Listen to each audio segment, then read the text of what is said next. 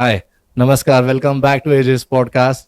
आजचा आपला एपिसोड जो आहे तो खूप स्पेशल आहे, कारण की आजच्या एपिसोडमध्ये आपल्यासोबत आहे नागपूरचे one of the famous vada pav owner, ज्यांचं नाव आहे घुगरे काका.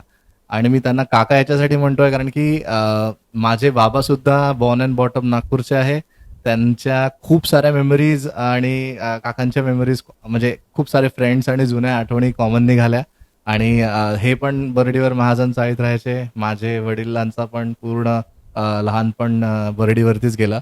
तर यांच्या एक एक आधीच्या जनरेशन पासून तर आमच्या जनरेशन पर्यंत खूप साऱ्या गोष्टी कॉमन आहे आणि खूप सारं मेमरीज आहे, म्हणून मी त्यांना स्पेशली काका म्हणेल. आणि दुसरी महत्वाची गोष्ट म्हणजे की नागपूरमध्ये वडापाव म्हटलं की सगळ्यांच्या डोक्यात एकच नाव येतं, ते म्हणजे घुगरे वडापाव.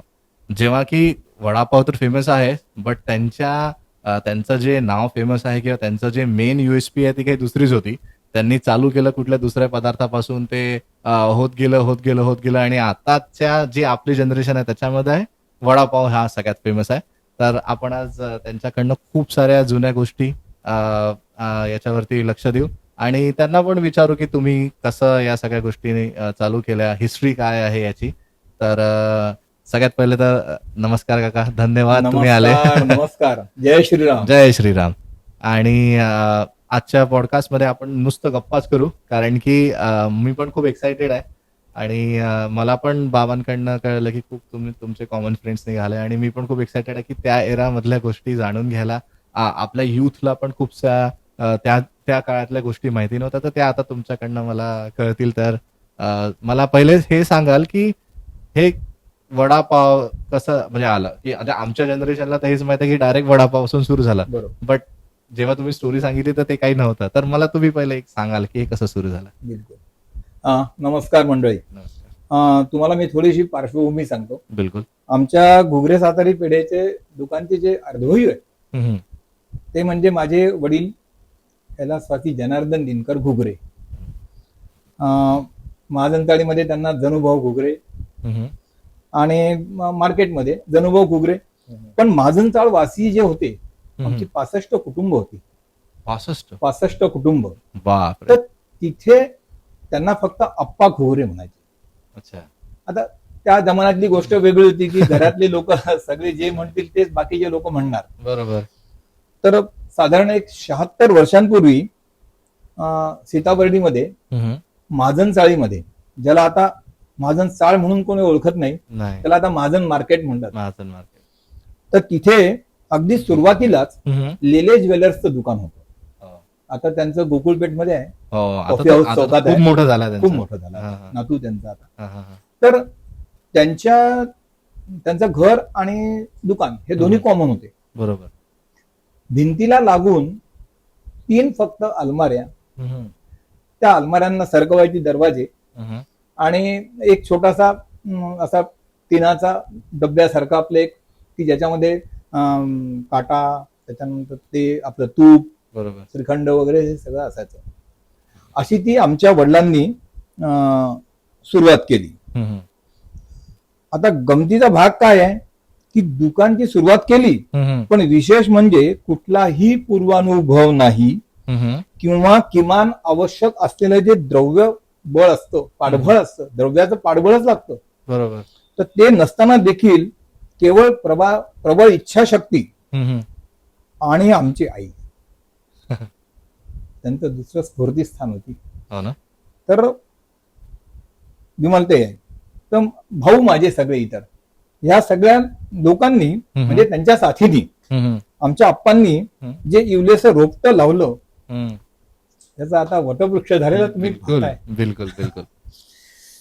तर वडिलांची पार्श्वभूमी अशी की जनुभाऊ घुगरे म्हणजे आमचे वडील हे मूळचे कोकणातले. हा, आम्ही सगळे कोकणातले घुगरे. बरोबर. राजापूर तालुक्यात तळवडे म्हणून गाव आहे. अच्छा. आता तळवड्याचं दुसरंही नाव फेमस याच्याकरता झालं की आपल्या पितांबरीचे जे प्रभू देसाई आहेत ते पण आमचेच गाववाले. तर आता आम्ही सांगतो तेच आमचं गाव आहे. आमचं गाव. तर तिथून लहानपणीच तुम्हाला साधारण माहिती नसेल या जनरेशनला, पण प्राप्त परिस्थिती तेव्हा कोकणात 18-20 दारिद्र्य असायचं. त्यामुळे प्राप्त परिस्थितीनुसार वडील सांगली, सातारा, तासगाव हम्म. असं करत करत ओळखीच्या लोकांबरोबर जायचं, तिथे हम्म. काहीतरी शिकायचं, काहीतरी काम करायचं, असे करत करत नागपूरला आले बापरे. आणि ऑल टुगेदर ऑल कोकणातून टुगेदर. कारण काय झालं की इथे होतं थोडंसं. आमचे काही लोक होते ऑलरेडी, अच्छा. हा हा हा. सपडे, नारळेकर सगळे हे लोक होते इकडे. सगळे होते. हा हा हा. तर तिथे आल्यानंतर हम्म. वडिलांनी काय केलं की तिथे नेहमी ते आता खवय्ये आहे, बरोबर. तर सातारी पेढे, कोल्हापुरी चिवडा, हापूस आंबा बर्फी, हे जे सगळे ह्याचं त्यांना विशेष आकर्षण होतं, कारण सगळे तिकडचेच पदार्थ आहेत हो, मूळ. बरोबर. आणि मग त्याच्या जोडीला मग मलाईदार चक्का, हा. केशरी श्रीखंड. केशरी म्हणजे त्याला आपण अस्सल केशरी श्रीखंड म्हणू. तर त्याची देखील त्यांनी खवय्या नागपूरकरांना चांगलीच गोडी लावून दिली. बरोबर. मला आठवतं की हिंदू नववर्षाचा प्रथम सण म्हणजे गुढीपाडवा. Correct. तर गुढीपाडवा, मग लगेच श्रीरामनवमी, हम्म. मग त्याच्यानंतर श्रावणातले छोटे छोटे सण, हम्म. मग त्याच्यानंतर मग गणेश चतुर्थी. गणेश चतुर्थी झाली की नवरात्री. तर हे असं सगळं सणांचा राजा दसरा दिवाळी इथपर्यंत यायचं. बापरे. मला आठवतं या सर्व प्रसंगी जुन्या बाजारांच्या मध्ये, आमच्या दुकानामध्ये आणि सणांच्या दिवशी राहत्या घरी, कारण दुकान छोटं असल्यामुळे तिथे गिऱ्हाईकांना अटेंड करणं जमायचं नाही. मला पहिले जे असतं ते आता नाश्त्यामध्ये तसंच आहे, अजूनही आता तरी गर्दी धावपळ आहे. पण तेव्हा हे श्रीखंड, चक्का वगैरे त्याच्याकरता. मग त्याच्यामध्ये काय झालं की सणांच्या दिवशी राहत्या घरीच हम्म. एक तर अरुंद रस्ता, म्हणजे मला बरोबर. वाटतं हार्डली 10 फुटाचा असेल, करेक्ट. जशी आपली पाणंद असते. हम्म. तर त्याच्यामध्ये 150 सायकली, बापरे. क्वचित स्कूटर. तेव्हा तर तेव्हा two स्कूटर wheeler म्हणजे खूप मोठी एक गोष्ट. अप्रूप होतं आम्हाला. बिलकुल बिलकुल. तर असे सगळे. आणि सगळ्यात कॉमन काय असायचं, हम्म. तर पायदळी जास्त असायचे लोक. मग त्या सायकली बाजूला करून किंवा कदाचित खूपच राग आला असेल तर हळूच ढकलून देऊन पाडून ते सगळं जसे आपण कॉलेजमध्ये बदलायला करायचं. करतो तसं तेव्हा आमची वेळेस व्हायच्या. व्हायचं. तर हातात पिशवी, हम्म. त्या जमान्यामध्ये कॅरी बॅग दोन होतं, नाही, हातात पिशवी, कापडी पिशवी, ती अशी लटकून. आणि त्याच्यामध्ये पेढे घाटाचे म्हणतो आपण, हम्म. पेढे घाटाचे डबे पितळी, हो. त्याला पेढे घाटाचे म्हणतात. पॉलिश चकाचक धुतलेले असतात ते, काय हा. त्या जमान्यातलं सगळं जमान्यातले. काम. आणि उभ्या तेलाच्या बरणीसारखे काही डबे, काही गंज, ज्यांच्याकडे जसं असेल त्यांनी ते घेऊन ते आपले आपले अक्षरशः तिथे सकाळपासून लाईन लावून खवय्यांची मांदी असायची आमच्या दुकानामध्ये. आणि तो मी लोकांना हे एक स्पेसिफिकली मेन्शन करेल थोडंसं इंटरप्ट करून, हा की ज्या काळामध्ये मार्केटिंग काही फंडा नाही, नव्हता. कुठेच तुम्ही प्रमोशन करू शकत नाही, नाही. एकच तुमचं होल अँड सोन मार्केट आहे. हो. हा. आणि असं पण नाही की जसं बर्डीवर राहत आहे तर तो इतवारीमध्ये तुम्ही कोणी हो. चाललाय सांगायला की अरे आम्ही इथे श्रीखंड विकतो किंवा आमच्या इथे पेढे आहे, नाही त्या नाही. काळामध्ये इतकी गर्दी येऊन लोक लेणं म्हणजे किती मोठी गोष्ट असेल. खरंच या लोकांची ती तपश्चर्या होती. खरंच खरंच म्हणजे आता आम्ही हे सगळं करतो, हम्म. पण खरी पुण्य त्यांची. त्यांची आहे. आणि दुसरी गोष्ट काय राहतं ना, की नुसतं नाव होणं इम्पॉर्टंट नाही आहे. मला असं वाटतं की त्याच्या मागे त्याची काहीतरी क्वालिटी असेल, हो. आहे की नाही? हो. कारण की जर का ती नसती तर इतके लोक दूर आलेच नसते. तर आलेच नसते. त्याच्यामुळे तो पण एक खूप मोठा इम्पॉर्टंट फॅक्टर असेल की त्यांनी जे काही गोष्टी बनवल्या, हो. आणि तिसरी जनरेशन आणि चौथी जनरेशन अजूनही कॅरी होऊन होते, म्हणजे स्टील ते अजून त्याच्यामध्ये काहीतरी दम आहे म्हणूनच आहे की नाही? नक्कीच. आणि मी तुमच्या पिढीला सांगतो हम्म. की आपली जी आई असते किंवा कोणी, बरोबर. या खरंच साक्षात अन्नपूर्णा आहेत. हो. त्यांच्या मेहनतीला आणि त्यांनी जे केलंय, हम्म. शिकले आहेत, त्याचं हे फळ आहे. बरोबर. त्याला तोड नाही. नाही. ती आजकाल कसं ते काढते टीव्ही याच्यावरती, YouTube मोबाईलवरती वरती. फटाफट निकाल देखो. रेसिपी. तसं रेसिपी बिसिपी नाहीच. जास्तीत जास्त एकमेकींना सांगायचं, तुम्ही हा. कसं केलं होतं, मी कसं केलं होतं, तुम्ही हे घ्या, ती घ्या, लाईक दिस. हम्म. आणि करून. उत्तमात उत्तम व्हायचंच, हो ना. अशी ती गंमत होती. हम्म. मग त्यानंतर त्यांनी काय केलं, मग जसा हा चांगला जम बसला थोडासा, हम्म. मग शुद्ध तुपातले 32 डिंक लाडू. आता अच्छा. 32 डिंक लाडू म्हणजे काय, खास बाळंतिणींसाठी बरोबर. हे बनवतात. हो. 32 नावाची औषधी असतात, 32 प्रकारच्या हो. जडीबुटी, बरोबर. त्या एकत्र कुटून त्याची हम्म. पावडर करून ती त्या लाडवात प्रमाणात टाकायची असते. हम्म. तर तो आता हळूहळू लोकांना नाही नाही जमत. आता तर फक्त मला वाटतं ड्रायफ्रूट थोडेसे जमा केले बस आणि बस ते- बस बस तेच आहे हो हो मिळणार. किंवा ते दिले तरी त्यांना त्याचं फारसं अप्रूप नसतं की हे नाही, काय दिलं नाही, वगैरे नाही, असं नाही. तेव्हा काही स्कोपच नव्हता. नाही, नाही. जे म्हटलं ते घरच्यांनी ते खायचं. आणि हे सगळं उपलब्ध करून दिले आणि प्रत्येक चविष्ट पदार्थाची स्वतःची आपली स्वतंत्र ओळख त्यांनी ठेवली. बरोबर. हा त्यातला सर्वात यशाचं गमक आहे त्यांच्या. हम्म, कारण इतर कोणाशी स्पर्धा नाही करायची, स्पर्धा ही स्वतःशी करायची असते. हम्म. ते सगळ्यात जे महत्त्वाचं. बाळकडू आम्हाला मिळालं हा, ते आम्ही अजून जोपासलंय. आम्ही इतर कोणाचीही आजपर्यंत नक्कल नाही केली. हो ना? जे काय ते ठीक आहे आलूबोंडा होता पण बटाटे वडा सुरू केल्यानंतर सुरुवातीची मला वाटतं 2-3 वर्ष हम्म. डिफरन्स बिटवीन आलूबोंडा आणि बटाटे वडा काय हे सांगण्यात माझे खर्च गेले. बापरे. बटाटा याने आलू, वडा याने बोंडा, उसमें क्या है, बेसन तो है ही ना. सेम. पण मग त्यांना हे सगळं समजावून सांगायला होतं की हे मसाले आपले फ्रेश मसाले आहेत, कच्चे आहेत, याच्यात दुसरं काही नाही आहे, गरम मसाला नाही किंवा काही नाही, कांदा नाही, बटाटे वडा म्हणजे बटाटे वडाच अच्छा. वगैरे वगैरे. म्हणजे हा डिफरन्स खरंच आहे, हा डिफरन्स आहे. कारण की अजूनही खूप लोकांना नाही माहिती. आणि त्याच्यामुळे होतं काय हम्म. की आपली आयडेंटिटी वेगळी आहे, बरोबर. कोणाची नक्कल नाही केली नाही, किंवा करणारही नाही. नाही. गरजच नाही. गरजच नाही. हो. आता 1975 मध्ये काय झालं की माझी आई म्हणजे विमलताई घुगरे हम्म. गेली अचानक. आणि मग त्याच्यानंतर काय स्वर्गवास झाल्यानंतर वडिलांना पण थोडस एक हे झालं. खचल्यासारखं आज झालं. एवढ्या वर्षाचा सहवास. बिलकुल. मग त्यांनी हळूहळू निवृत्तीचे वेध घेतले. हम्म. निवृत्तीचे वेध घेतले आणि 1978 मध्ये मात्र हार्ट अटॅकने हो. गेले. तेव्हा बरेच काही प्रॉब्लेम्स असे होते हम्म. एकामागे एक आपण म्हणू ना की मुसीबत अकेली नाही आहे ती सहेलियों के साथ आती है. बिलकुल बिलकुल. तसं ते सगळं झालं होतं. हो ना. पण त्यांनी पुष्कळ सावरलं होतं स्वतःला. हम्म. पण ठीक आहे आता काही काही कालायत गोष्टी- असं महिना हा, नाही. मग त्यांचं निधन झाल्यानंतर हम्म. त्यांनी सुरू केलेला हा जो म्हणजे हा एवढा व्याप सुरू झाला होता त्याची बागडोर मग माझे जे मोठे बंधू आहेत अच्छा. नंदू घुगरे, पण त्यांचं नाव दिलीप घुगरे आहे ओ. पण त्यांना नंदू म्हणूनच ओळखतील आणि सगळं. माझं प्रमोद नाव आहे तरी मला चंदू म्हणूनच ओळखतात. अच्छा. नंदू चंदू अच्छा, अच्छा. तसं. अशी ती आमची जोडी आहे. तर त्याने या सांभाळलं हम्म. आणि हिमतीने पुढे सुरू ठेवलं. आता तुम्हाला माझी थोडीशी गंमत सांगतो. हम्म. मी 19व्या वर्षी हम्म. जीएस कॉलेजमध्ये होतो. हम्म. 18व्या वर्षी आणि मला MSCB मध्ये कॉल आला. वडील म्हणाले अरे तुम्ही काय करणार आहे आत्ताच तुम्ही आम्हाला नुसते थोडीशी हे कर म्हटलं की तुम्ही तर काय करणार आहे तुम्ही हे असं म्हणायचे. हम्म. लागून द्या नोकरीला. तर मी जीएस कॉलेजमध्ये होतो. हम्म. बास्केटबॉल कॅप्टन होतो जीएसचा. हम्म. आणि जीएसचा कॅप्टन होतो तर मग त्यावेळेस प्लेयर्स लोकांना थोडीशी सवलत मिळायची, चाटा मारल्या तरी चालायच्या. हम्म. आमचे सर होते त्यांना मी सांगितलं अशी अशी माझी अडचण आहे सर. ठीक आहे काय हरकत नाही म्हणून. आणि मी रामटेकला जॉईन झालो. खेळाचा संबंध सुटला बास्केटबॉलचा.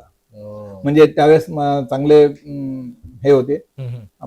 सगळे धुरंधर प्लेयर्स होते, खूप मजा यायची तेव्हा खरी. पण बॅडलक होता माझा की मला ते नाही. नंतर कंटिन्यू नाही करता आलं. मग मी MSCB मध्ये गेल्यानंतर मग तिथून मला नागपूरला ट्रान्सफर मिळाली. आणि तेव्हा मग बाकीचा बिझनेस कोण सांभाळतो? माझे मोठे बंधू जे म्हटलं होते ते करत नंदू होते, दिलीप पण ते त्यांनी त्यांनी ते कंटिन्यू ठेवलं होतं. ठेवलं. हा ते नाही म्हणाले. हा कारण तो पहिलेपासून वडिलांबरोबर जॉईन झाला होता बरोबर. त्याच्या ग्रॅज्युएशन नंतर. तर हे सगळं झाल्यानंतर नागपूरला आल्यानंतर मग मला ते इथे काही असं वाटत म्हणजे मन स्थिर नव्हतं. हम्म. मला करायचं होतं DBM. तेव्हा आपल्या इथे नव्हतं, म्हणजे काय असतं? Diploma in business management. अच्छा. तर मग मी काय केलं, मी म्हटलं मला मुंबईला जायचं. हम्म. मोठ्या भावाला फिलिप्समध्ये होते तिथे अच्छा. तेव्हा. मी म्हटलं मला यार मुंबईला यायचं म्हटलं. मग ये काय हरकत नाही. मग मी इथून रिव्हर्सन घेऊन मी मुंबईला गेलो. मग मला कल्याण ऑफिस मिळालं. ओ. कल्याण ऑफिस मिळालं तर मग कल्याणहून hmm. I use to go Ghatkopar. संध्याकाळी 5:30ची फास्ट लोकल पकडायची, घाटकोपरला जायचो, झुंझुनवाला कॉलेजमध्ये करायचं हम्म. आणि रात्री मग 9:30-10 वाजता घरी जायचं. वा.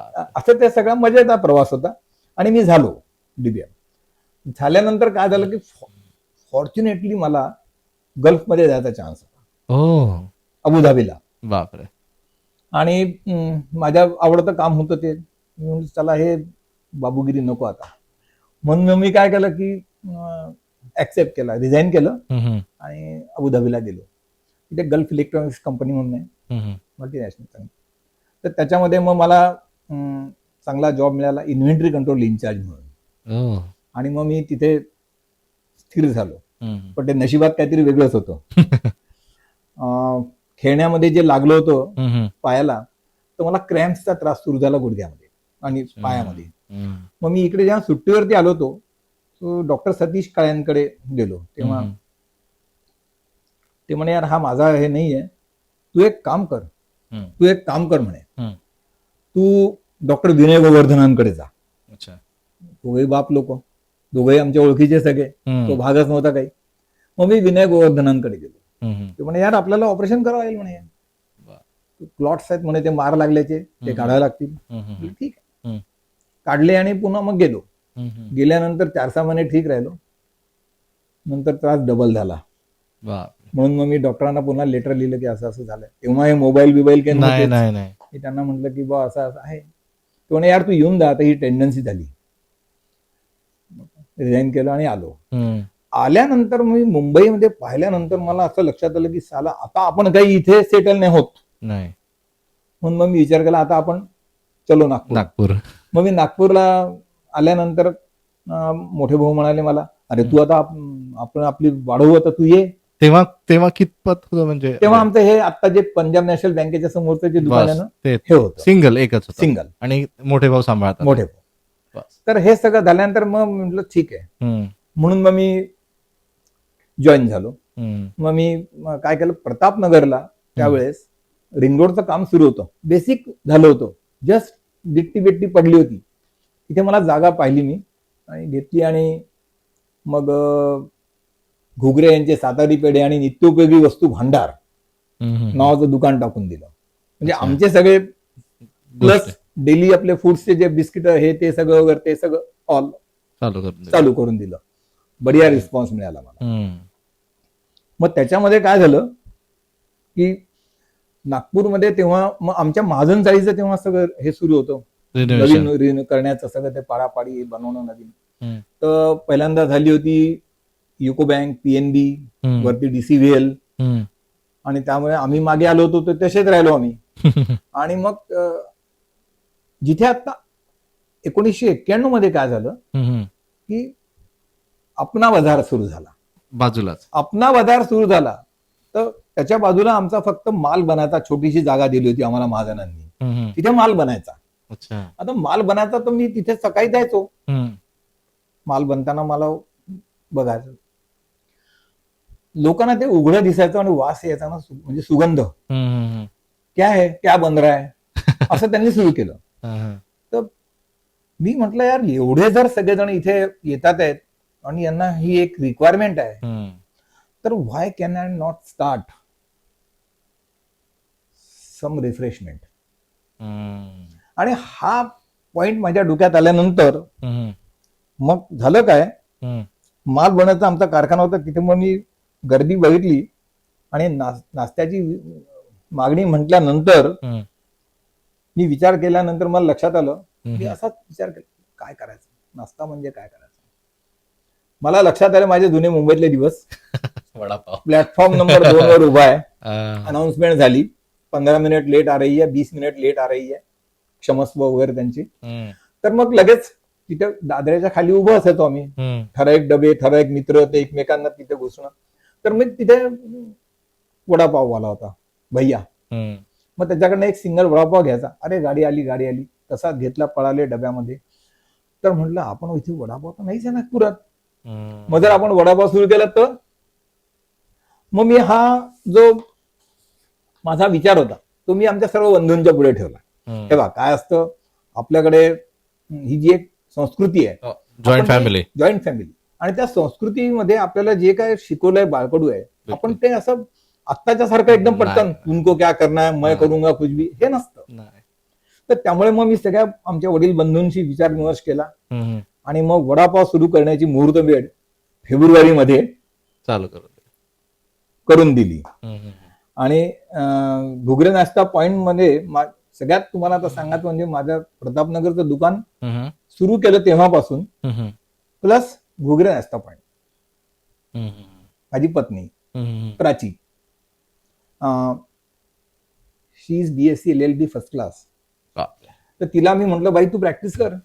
ती नाही म्हणे प्रॅक्टिस लिक्टिस जाऊ द्या म्हणे मी तुमचीच वकिली करते. हो मग काय. तर म्हटलं ठीक आहे, कारण काय असतं की आपण कोणाला असं नाही जबरी नाही करू शकत, बळजबरी नाही करू शकत की तुला हे कर, तू नको करू प्रॅक्टिस, हे कर. विलिंगनेस होता त्याच्यात. वा. आणि त्याच्यामुळे मला थोडासा कॉन्फिडन्स आलाय. जसा वडिलांना आमच्या आईने आईकडनं आला सपोर्ट होता, केला होता आणि ते हे झालं, तसं मला हे मिळालं, तुम्हाला पण मिळाला. मला पण मिळालं. मग त्याच्यानंतर ते सुरू झाल्यानंतर आमचं हम्म, लोकांनी ते तिथला आमचा पाठ आणि वडापाव हे ते सगळं डोक्यावरती घेतलं होतं. मग हे सगळं पाहिल्यानंतर मग इन द मेन टाइम काय झालं की माझा मुलगा प्रणव, जो आता हे सगळं अरेंज करता, बघतो, सगळं हे करतो, हे स्टार्टेड टेकिंग ओव्हर, तो कॉन्फिडेंटली सगळं करतोय. तर तो म्हणाला बाबा बजाज नगर मध्ये खूप हे चांगलं आहे, हा. कारण VRC आहे, हे आहे, ते आहे, सगळं आणि तो कनेक्टिंग रोड पण आहे ना. कनेक्टिंग रोड आहे, क्लासेस आहेत हो. वगैरे वगैरे सगळं. तर म्हणे आपण सुरू करू. हम्म, तुम्ही म्हटलं तू जबाबदारी घेत असशील तर घे. तर घे, कर. पण ही वॉज कॉन्फिडंट, त्यांनी चालू घे. चालू केलं. त्यामुळे आता जसं ते प्रतापनगर झालं हम्म, आणि आता घुगरे नाश्ता पॉइंट पण सुरू झाला. मग प्रतापनगर मध्ये आमचं जे जुनं दुकान होतं, हम्म, आता होतं याच्याकरता म्हणायचं की आता तिथे एक 7 मजली 8 मजली बिल्डिंग उभी राहिली आहे. हम्म, रिडेव्हलपमेंटच्या चक्करमध्ये आम्हाला आमचं भाड्याचं घर होतं, हम्म, पण बिल्डरनी आम्हाला, केदार म्हणून ओळखीचेच आहेत छान, तर ते म्हणाले की आता आम्ही भाड्याने काही देणार नाही तुम्हाला, तर तुम्ही एक काम करा, तुम्ही एक जागा घेऊन टाका. हम्म, मग 3 गाळे होते आमच्या तिथे बाजूला. हम्म, ते म्हणे तुम्हाला 3ही गाळे मिळून घ्यावं लागेल, हम्म. कारण आम्हाला आता हे वेगवेगळे गाळे नाही काढता येणार. म्हटलं ठीक आहे, हिंमत केली. बँक, IDBI बँक जिंदाबाद, सगळे एवढे वर्षाचे त्यांचे संबंध आहेत. बरोबर. मग त्यांनी आम्हाला लोन दिलं सगळं. आणि मग आम्ही प्रतापनगरची ब्रँच, तर म्हणजे दुकान आधी तर आमचं मिठाईचं सगळं हे होतंच, हम्म, सगळं खाद्यपदार्थ होतेच, हम्म, त्याच्याबरोबरच आता नाश्ता पॉइंट पण आम्ही तिथे सुरू चालू करून करून दिला दिला. अर्ध्या जागेमध्ये. हम्म. तर आता त्याला सुद्धा छान बाळसं धरलंय त्यांनी आता. असा हा आमचा सगळा एक स्टोरी, एक फॅमिली story स्टोरी. आहे. हो.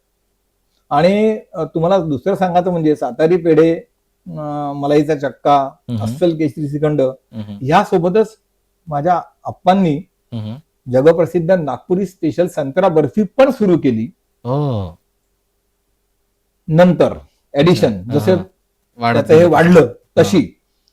आणि त्याला नागपूरकरांप्रमाणेच मुंबई, पुणे, सर्व महाराष्ट्रभर इतकी प्रसिद्ध झाली आहे हम्म. की आता तर अस्सल संत्रा बर्फीने घुगऱ्यांना एक स्वतंत्र ओळख निर्माण करून दिली आहे. अरे वा. Now we will come to point. हा.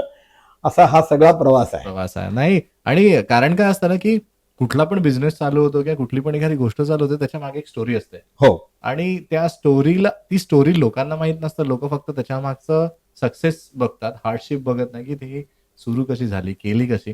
आणि सगळ्यात माझ्यासाठी क्रेडिटेबल गोष्ट ही आहे की आजोबांनी चालू केली, हो. ती मुलांनी कंटिन्यू केली, हो. ती अगेन त्यांच्या नातवाने कंटिन्यू केली, हो. आणि 4th जनरेशन सुरू होत आहे. कारण मी खूप सारे असे बिझनेस बघितले की मुलांना आणि आमच्या जनरेशन जनरली स्पेसिफिकली, हो. की त्यांना नाही पटत ह्या गोष्टी. त्यांचं म्हणणं आहे की बा मी मे बी दुसरा स्वतःचा काहीतरी चालू हो, करेल, हो. किंवा मी कॉर्पोरेट वर्ल्ड मध्ये हो. करेल, IT मध्ये जॉब करेल, Correct, किंवा correct. दुसरा काही बिझनेस करेल. हो. पण ती लेगसी समोर नेणं हे हो. खूप महत्वाचं. खूप महत्वाचं आहे ते.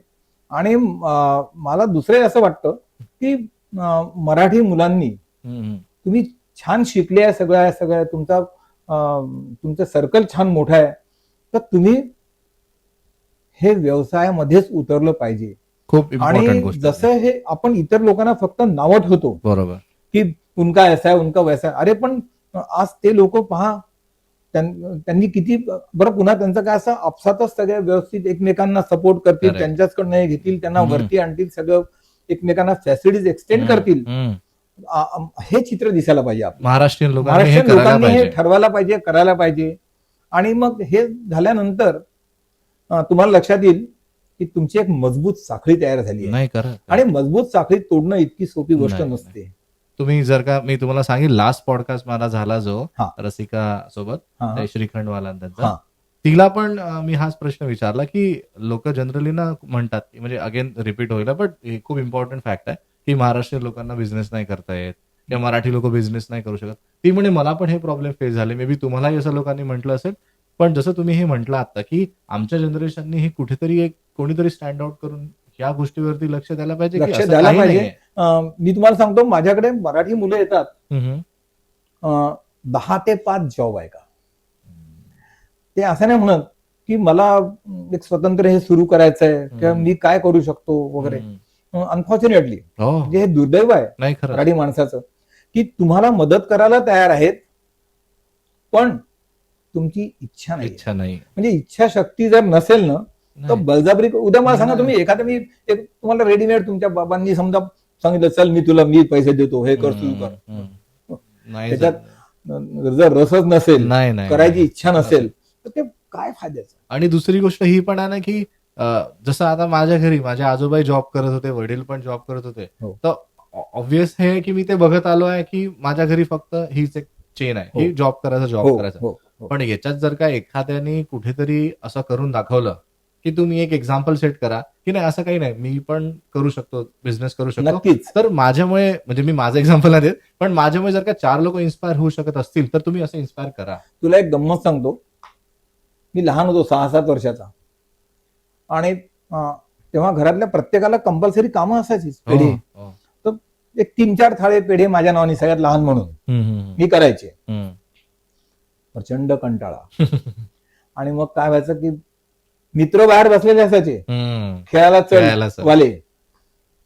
वडील म्हणायचे, तर हे पेढे नसतील करणार तर तू जायचं नाही. कधी कधी हे दोस्त लोक हेल्प करायची हेल्प म्हणजे येऊन करायचे की तू आणि आला मग ते पाहिजे. सगळे बसले आहेत आणि मग त्यांना पाहिल्यानंतर मग वडील मग मग त्यानंतर तेही करायला लागले. तर व्हायचं काय, पेढे झाल्यानंतर प्रत्येकाला एक तू तुझ्या आवडीचा त्यातला पेढा काढून घे, तो पेढा काढून त्याला तो पेढा मिळायचा. त्या काळात ही अप्रूप गोष्ट होती. खरंच अप्रूप होतं, पेढा मिळाला पूर्ण वा. लाईक दिस. हा. असं त्या याच्यात आम्ही वाढलो आहे. नाही, आणि तो जो काळ होता त्याच्यामध्ये मी हे पण सांगेल की जसं श्रीखंड आणणं किंवा स्वीट्स आणणं किंवा बाहेरचं खाणं, हो. म्हणजे माझे बाबा पण सांगतात की आजोबा पण सांगतात की जसा आजकाल आम्ही स्विगी झोमॅटोवरनं क्विक मागवून घेतो, हो. इतकं नव्हतं. तुम्ही एकदा नाही. पास झाले, रिझल्ट लागला की मिळायचं स्वीट्स. काही फंक्शन असेल घरामध्ये, कोणाचं लग्न असेल तर, आणि पुन्हा पायी जाऊन आणायचं. हा. सायकल चुकून मिळाली तर ते म्हणजे बरं बापरे, फ्लाईट मध्ये बसल्यासारखं. हो ना. आता काही त्याचं हे नाही. पण जसं आमचं आता गंमत काय, आता सातारी पेढ्यांनी आपल्या देवघरातल्या प्रसादाचं अग्रणी स्थान पटकवलंय. हे मी तुम्हाला अभिमानाने सांगतो. बिलकुल. आणि प्राथमिक शाळेचा निकाल असो, त्या जमान्यातली गोष्ट सांगतो. प्राथमिक शाळेचा निकाल असो किंवा इतर सगळे नोकरीचा कॉल असो किंवा प्रमोशन झाले किंवा काही झालंय, 10वी हे ते सगळे, तर त्यावेळेस ग्रॅज्युएटचा निकाल असो का कोणताही, घुगऱ्यांच्या दुकानाकडेच अस्सल खवय्यांची आप्पा घुगऱ्यांकडे धाव असायची. आणि हे खूप मोठं त्यांचं हे होतं. आणि खरोखर त्या कर्तृत्वाला सलाम. बिलकुल बिलकुल. कारण काय असतं की किती झालं, ठीक आहे, आम्ही हे पुढे आणलं, सगळं हे केलं, चालवतोय, सगळं करतोय आणि आवडीने करतोय, महत्वाचं. हो ना. तर असं नाही की आता तूच नाही जमरा म्हणून हे करतोय वगैरे, असं काही असं नाही. त्यामुळे पहिलेपासूनची जी आगळी वेगळी चव वडिलांनी आमच्या आप्पांनी जी दिली होती ती अजूनही तशीच आहे. तिसरी पिढी आता आमची आली आहे, ती तशीच जिभेवर रेंगाळणारी चव देते आहे, हे मी तुम्हाला नमूद करू इच्छितो. नाही, आणि हे खूप इम्पॉर्टंट आहे, कारण की मी लास्ट एपिसोड मध्ये पण विचारलं की लोक कंप्लेंट करतात की जर का ती टेस्ट नसेल, जसं म्हणजे मी हे खूप प्राऊडली सांगेल की जो खरा नागपूरकर आहे, जो नागपुरात राहून आहे आणि ज्याला म्हटलं वडापाव तर तो म्हणतो की घुगरीचाच वडापाव. मी एक छोटीशी स्टोरी सांगतो. आमची पण जॉईंट फॅमिली, माझे काका खालती असतात, काकांची फॅमिली. तर माझी बहीण अमेरिकेला असते, तर ती फर्स्ट टाइम प्रेग्नेंट होती, तर तिला असं क्रेविंग होत होतं की मला घुगरीचा वडापाव खायचा. आता तिकडे तर येऊ शकत नाही युएसला, तर मग ती सेकंड टाइम प्रेग्नेंट होती तेव्हा होती, आणि लकीली मी नागपुरात होतो. ती म्हणायची की तू काही पण कर, पण मला तू लॉकडाऊनचा ड्युरेशन होता आणि जस्ट संपलं होतं आणि मला वाटतं स्टोर सुरू झाले होते. ती म्हणे यार तू काही कर, मला ना मागच्या वेळेस असं झालं आणि आताही होत आहे, तू प्लीज घुगरीचा वडापाव मला खिलव. हा. तर म्हटलं चला आपण ट्राय करू. हो. म्हटलं तू येऊ नको अशामध्ये मी जाऊन येतो. तर मी गेलो तर लकीली स्टोर उघडं होतं. हो. तर तिला इतकं आनंद झाला की यार माझी इतक्या वेळेची इच्छा होती की मला प्रेग्नन्सीमध्ये घुगरीचाच वडापाव खायचा. तर मी ह्याच्यासाठी हे एक्झाम्पल सांगतो की नागपूरमध्ये ज्याला वडापाव म्हटलं आणि म्हणजे आजपासून 50-100 वर्ष आधीपासून तर ते म्हणतात की नाही घुगरीचाच वडा. तर हे नाव सेट करणं हो. आणि आता मार्केटिंग सुरू झालंय, आता हे सोशल मीडिया, हो. त्या काळात हे काही नसताना नाही, काही सुद्धा नव्हतं. इतकं नाव करणं हो. म्हणजे काहीतरी त्यांचा त्याच्यामध्ये नक्कीच मस्त नक्कीच. हे आणि असेल. त्याच्यामध्ये मी तुम्हाला सांगतो ना की म्हणजे आता इथून तुम्हाला दुबईची गंमत सांगतो वडापावची. हम्म, आमच्या एक ओळखीचे आहे, हम्म, बोहरा समाजाचे आहेत. हम्म, तर ते दुपारी येतात, शाम को आखिरी का लॉट कब निकालेंगे. आता ते पार झालं, मग त्यांना म्हणतो तुम्हाला फ्लाइट कितने का है, हम्म, मिसेस विचारते आपका फ्लाइट कितने का है, तरी प्रणव असतो. हम्म. मग ते म्हणतात की आपको आखरी का कब होना है, तर ते सांगतात. मग त्यांना ते सांगतात, मग त्यांचे 10 प्लेट बटाटे वडे वेगळे बांधा, बाप. पाव वेगळे कापून द्या, हम्म, चटण्या वेगळ्या द्या, आणि मग ते इथून घेऊन जाणार. कारण ते म्हणे की तिथे गेल्यानंतर उतरल्यानंतर ते पहिले विचारतील वडापाव लाया की नाही. नाही, नाही. तर ते जेव्हा असं सांगतात ना नाही, तेव्हा खरंच इतकं खूप प्राऊड प्राऊड फील फील होतं. करेक्ट. की येस. आणि मी म्हणजे मी ऑडियन्ससाठी पण हा एक सांगेल की जर का तुमच्या अशा काही स्टोरीज असतील ना घुगरे वडापावच्या किंवा घुगरे स्टोअरच्या, जशा बाबांनी मला सांगितलं की मी जायचो आणि आजोबा बसले राहायचे, तर असेल तर प्लीज कमेंट्समध्ये मेन्शन करा, कारण आम्हाला आवडेल हे सगळं ऐकून घेण्यामागे हो. की तुमच्या काही पण मेमरीज असतील घुगरे वडापावचे रिलेटेड. अशी मी एक स्टोरी छोटी सांगितली तर तुम्ही ते मेन्शन करा. आणि हा जो आपला एपिसोड राहील हा स्पेसिफिकली मुंबईपर्यंत लोकांना पोहोचवा, कारण की वडापाव म्हटलं की लोकांच्या पहिले डोक्यामध्ये मुंबई. नाही, मुंबई पुण्याचे लोक आम्हाला आता म्हणतात की तुम्ही नागपूरला काय काय ठेवता राहता हो म्हणे, इकडे आमच्या तिकडे ठाणं मुंबई एक्सटेंड पुणे, करा. तुम्ही आमच्याकडे आता तुमची ब्रँच सुरू करा म्हणतात. खरंच खरंच. तुमची ब्रँच सुरू करा म्हणतात. तर पहिल्यांदा मुंबईच्या लोकांची किंवा पुण्याच्या लोकांची एक थोडासा गर्व होता. राईट. तर वडापाव नागपूरला तो मुंबईला असे बोलायचे. म्हणजे अधिवेशनातल्याच लोकांची गंमत, हो हो. स्पेशली लेडीज स्टाफ, इथे कुठे वडापाव वगैरे असं म्हणायचं. आणि आता उलट झालं. उलट झालं. आता म्हणतात की आम्ही तिथल्या लोकांना सांगतो वडापाव खाण्याचं नागपूरला. नाही, आणि मी सगळ्यांना सांगेल की तुम्ही हा एपिसोड मुंबईच्या लोकांपर्यंत पोहोचवा की त्यांना पण म्हणजे कॉम्पिटिशन म्हणून नाही, पण त्यांनाही आनंद होईल की आणि नागपूरमध्ये.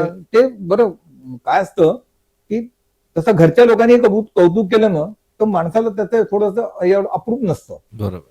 आई वडिलांची गोष्ट वेगळी, हो हो हो. पण जेव्हा बाहेरचे कोणी त्या व्यक्तीचं किंवा त्या वस्तूचं कौतुक करतात तर त्याची पावती मिळते आपल्याला.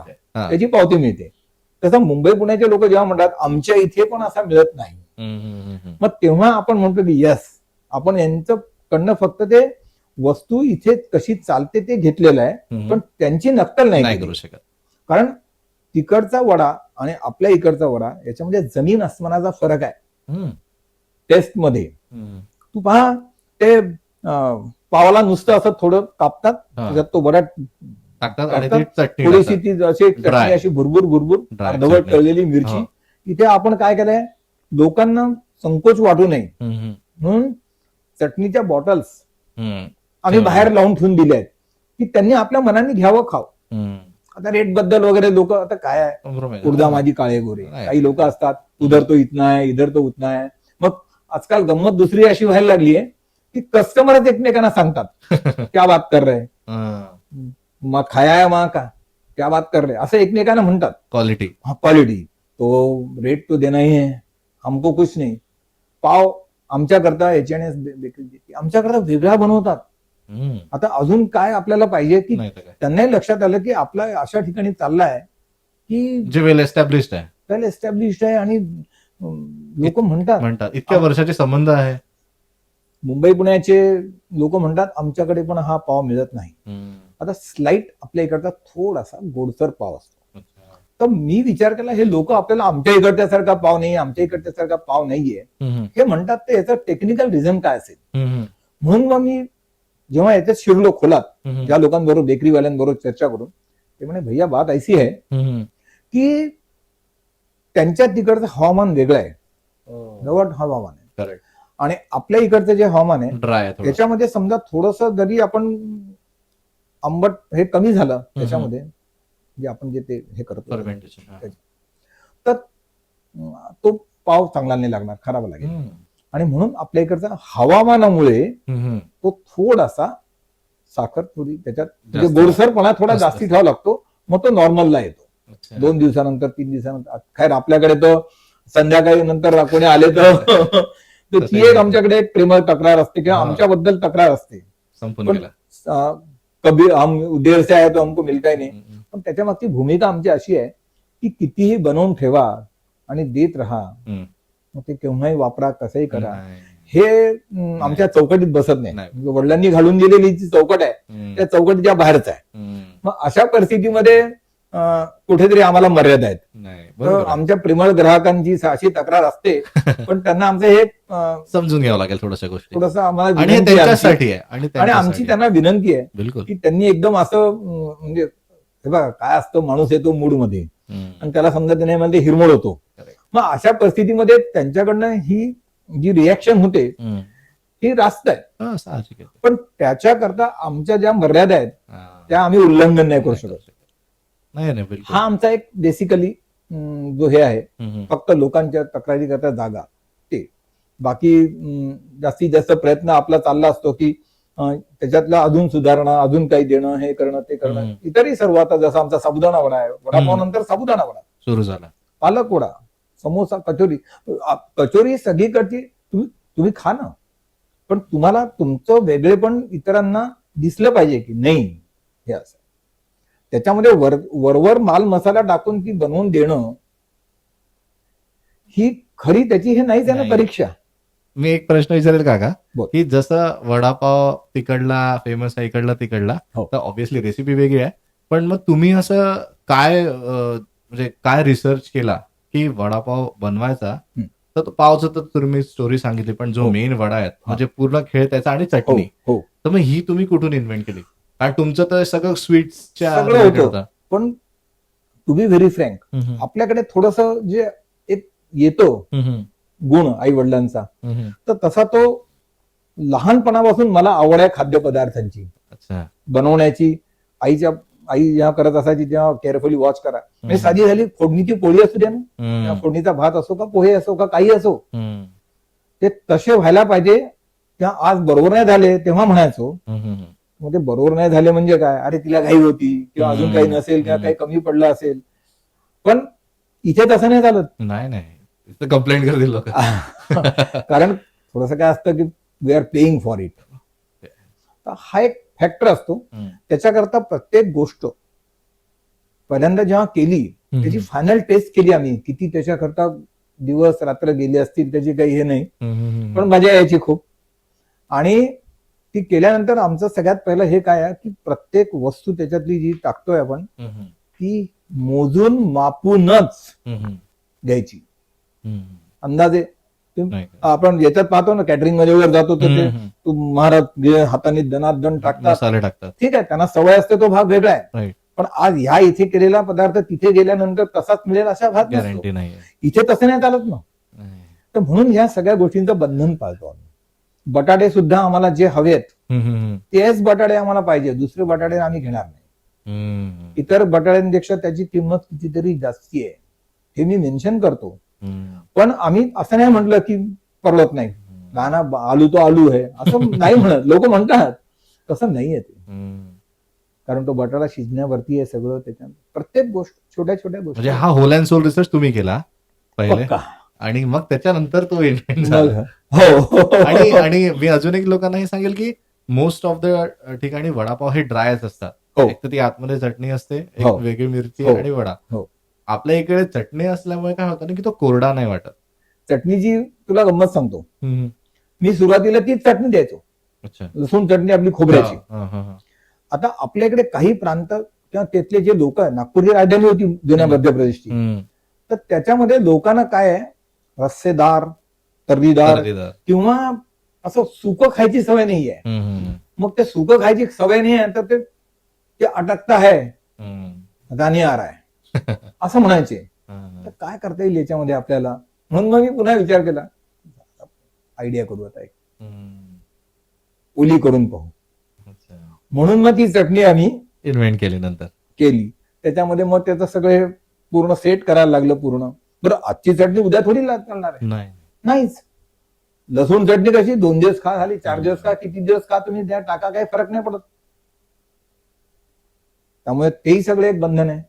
प्लस ही चटणी दिल्यानंतर मग त्यांना इसके साथ दुसरी चटणी नाही आहे क्या तुम्हाला मुंबई पुण्याला वगैरे त्या कुठे म्हणजे नाही. भुसावळ पासून जळगाव पासून तुम्हाला कुठेही ओली चटणी दिसणार नाही. नाही.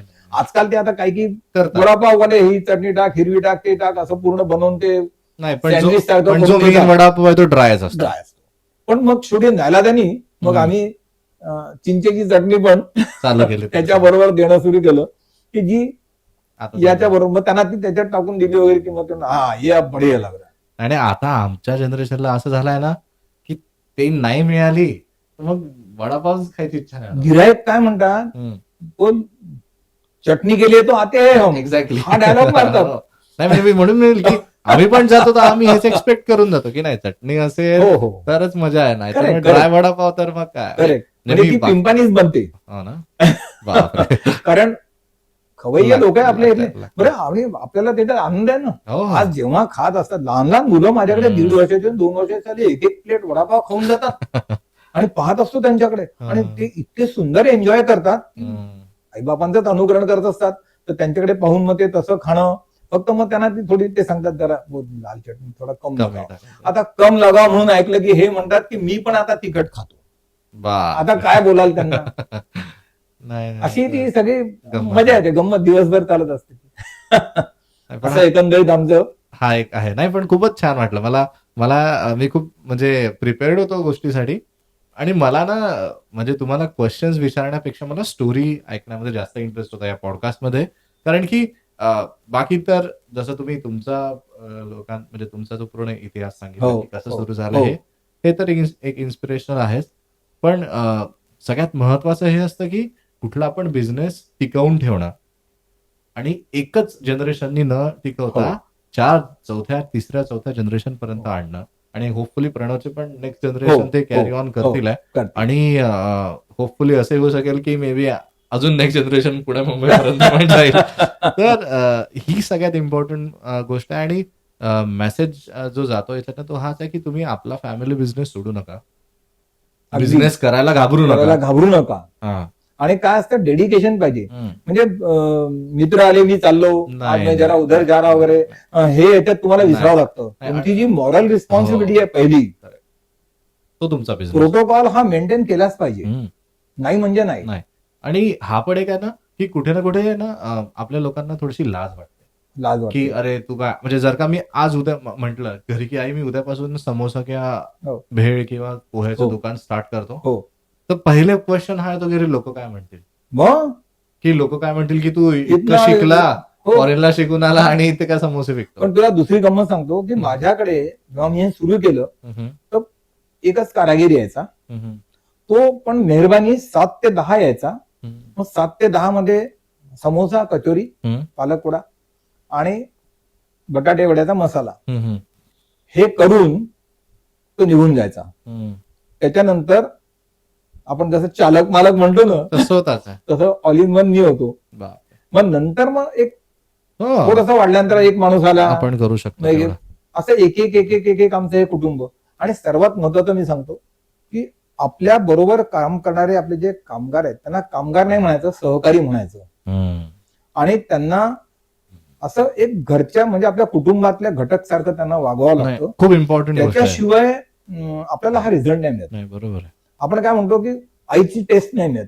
अरे आईची जेव्हा तुमची आई जेव्हा स्वयंपाकघरात काम करत असते तेव्हा तिचं सगळं जे प्रेम असतं, सगळं तिचं जे वात्सल्य असतं माझ्या माणसांसाठी, माझ्या मुलांसाठी, हम्म. माझ्या कुटुंबासाठी, हे जे ती करत असते, इंटेन्शन चांगलं पाहिजे. तर तुमच्याकडे तुमच्या बरोबर काम करणारे तुमचे सहकारी त्यांचं त्याच्यामध्ये डेडिकेशन पाहिजे. नाही, बिलकुल.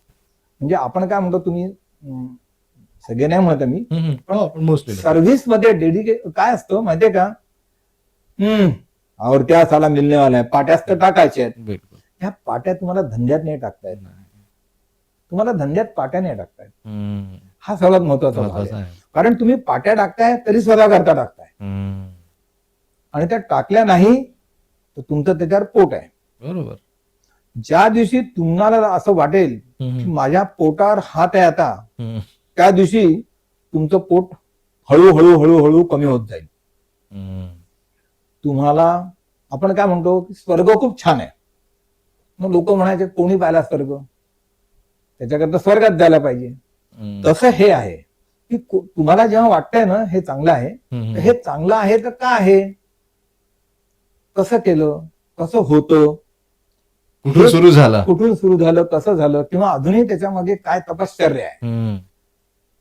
हे हे आवश्यक आहे. नाही, मी म्हंटल ना की सुरुवातीलाच मी तो पॉईंट मेन्शन केला की लोक सक्सेस बघतात. हो अरे बापरे, यांचं खूप नाव आहे किंवा यांचा टर्नओव्हर इतका आहे हो हो की आज यांचा नातू मर्सिडीज मध्ये फिरतोय. पण हे बघण्याच्या आधी त्यांनी काय हार्ड वर्क केलं याच्यावरती कोणी फोकस नाही करत अजूनही ना. 50 वर्षापूर्वीचे जुने गिरायक येतात ना, हा, हा, हा. तर खूप मजा येते. एक तर बिचारे हात धरून कोणाचा तरी आले असतात, बिलकुल. कारण दे मस्ट बी अबो 80 हो, 85 हो, हो. तरी येतात. बापरे. आणि ते आल्यानंतर मग ते सगळ्या जसं तुझ्या बाबांनी आता मला हो. सांगितलं, माझ्या वडिलांचं सगळं हा. ओळख सांगितली सगळी, हम्म. तसं ते जेव्हा माझ्या वडिलांबद्दल बोलायला लागतात ना, मग तेव्हा मला लक्षात येतं की यस, आपण कुठेही चुकलेलो नाहीये. नाही. आपण त्यांनी घालून दिलेले आदर्श आहे त्याचं तंतोतंत पालन करतोय. बिलकुल. कारण नाहीतर त्यांनी मला लगेच म्हटलं असतं तुमचे वडील जसे करायचे तसं नाहीये. तसं नाहीये. जुने लोक स्पष्ट बघते. बिलकुल बिलकुल. समोर त्याला राग येऊ का काय हो त्याच्याशी काही नाही. आणि तसंच पाहिजे. नाही, खरंच आहे ते. आपण ते मी एकदा एका आपल्या बाबासाहेब पुरंदरांनी जेव्हा नागपूरला पहिल्यांदा हे आणलं होतं यशवंत स्टेडियम मध्ये, त्यांचं ते शिव याच कार्यक्रम तो सगळं, म्हणजे लाईव्ह प्रोग्राम हत्ती वगैरे, तर तिथे एक गृहस्थ आले, म्हणाले की तुम्ही उद्या सकाळी याल का यशवंत स्टेडियम मध्ये. म्हटलं काय काम आहे सर. आमच्या इथल्या मुलांना तुमच्या इथली संत्रा बर्फी न्यायची आहे, तर ते तिन्ही जवळजवळ 25-30 जण आहेत, तर एक एक जण येऊन कसा देणार, तर तुम्ही असं करा, तुम्ही येईल का, तर मी तुम्हाला त्यांच्याकडनं पटापट लिहून देतो आणि मग तुम्ही काहीतरी अरेंज करा. म्हटलं जरूर मी आणून देईन.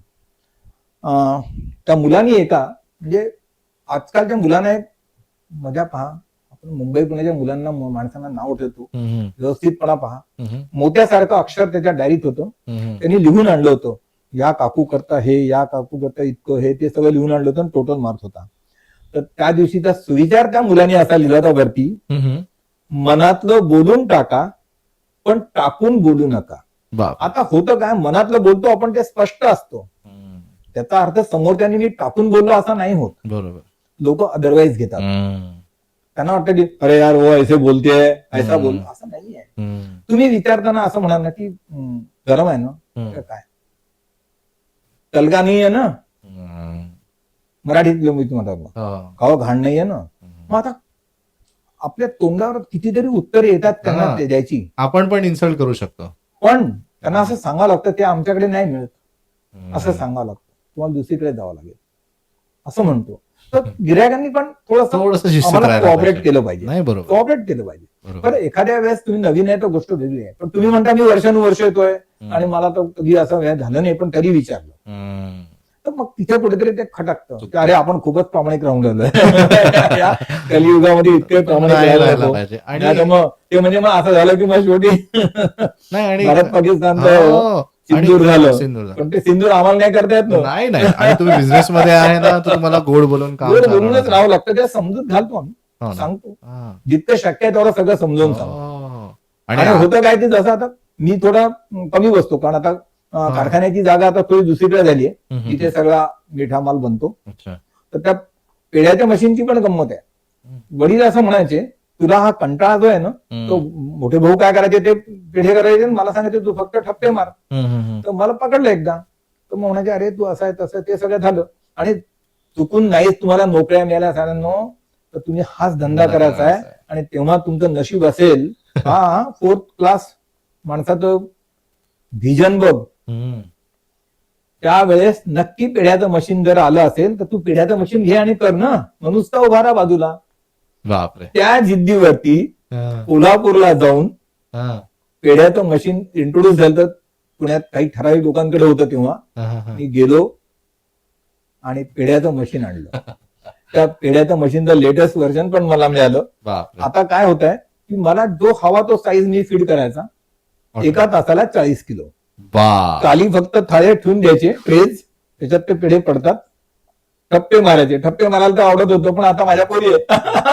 म्हणजे आता तोही त्रास मला नाही. त्रास नाही. आणि कुठून ती गोष्ट डोक्यात आली, सुरू झाली आणि कुठपर्यंत आजपर्यंत. कुठपर्यंत आणि ते म्हणजे सत्यात उतरलं ते बिलकुल. की खरंच ते मशीन आलं काय, मी त्याच्यात धंद्यात पडलो काय आणि मला ते मिळालं काय. अशी ती सगळी गंमत आहे सगळी. नाही, पण खरंच खूप छान वाटलं. कारण की मी हेच एक्सपेक्टेशन ठेवलं होतं या एपिसोडमध्ये की मला खूप गोष्टी आणि स्टोरीज जुन्या ऐकायच्या आहे.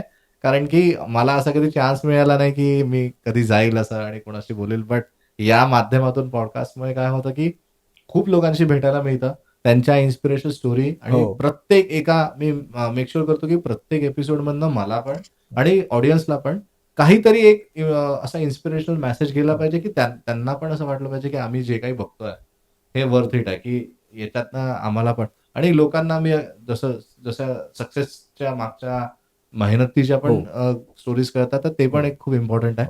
आणि म्हणून मी अगेन एकदा म्हणेल की तुम्हाला प्लीज कमेंट करून आम्हाला सांगा. कारण आम्हाला खूप आनंद होईल आहे की तुम्हाला पण घुगरे वडापाव किंवा त्या काळाच्या काही तुमच्या मेमरीज असतील किंवा काही स्टोरीज असेल तर कमेंटमध्ये सांगा. हा एपिसोड कसा वाटला ते पण कमेंटमध्ये सांगा. आणि प्लीज सगळ्यांना हा शेअर करा, लाईक करा आणि आमचं चॅनल पण सबस्क्राईब करा.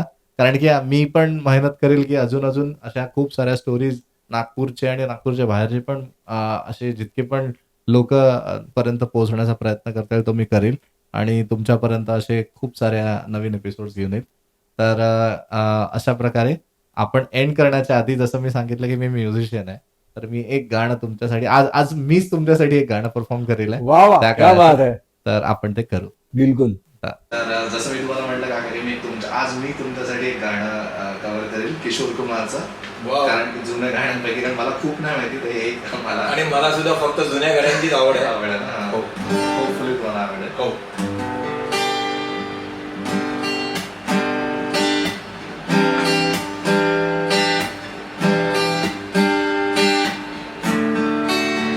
एक नदी हसीना से यूं मुलाकात हो गई. एक नदी हसीना से यूं मुलाकात हो गई. फिर क्या हुआ ये ना पूछो, कुछ ऐसी बात हो गई. वो अचानक आ गई यूं नजर के सामने, जैसे नजर आया घटा पे चाँद. चेहरे पे सुल्फे बिखरी हुई थी, दिल मेरा हो गई. एक अजनबी हसीना से यूं मुलाकात हो गई. फिर क्या हुआ ये ना पूछो, कुछ ऐसी बात हो गई. आय होप तुम्हाला आवडलं असेल. नक्की नक्की आवडलं. छान, खूप छान. आणि अगेन मी तुम्हाला संपण्याच्या आधी एकदा थँक्यू म्हणेल की तुम्ही आले. नाही, थँक्यू नको म्हणूस. इम्पॉर्टंट वेळ दिला, इतक्या सगळ्या काही गोष्टी सांगितल्या, पण खूप छान वाटलं तुम्ही आले आणि गोष्टी केल्या. तर प्लीज तुम्हाला हा एपिसोड आवडला असेल तर सगळ्यांमध्ये शेअर करा, सबस्क्राईब करा चॅनलला आणि कमेंट करा तुमच्या काही पण स्टोरीज असेल तर. नमस्कार. नमस्कार.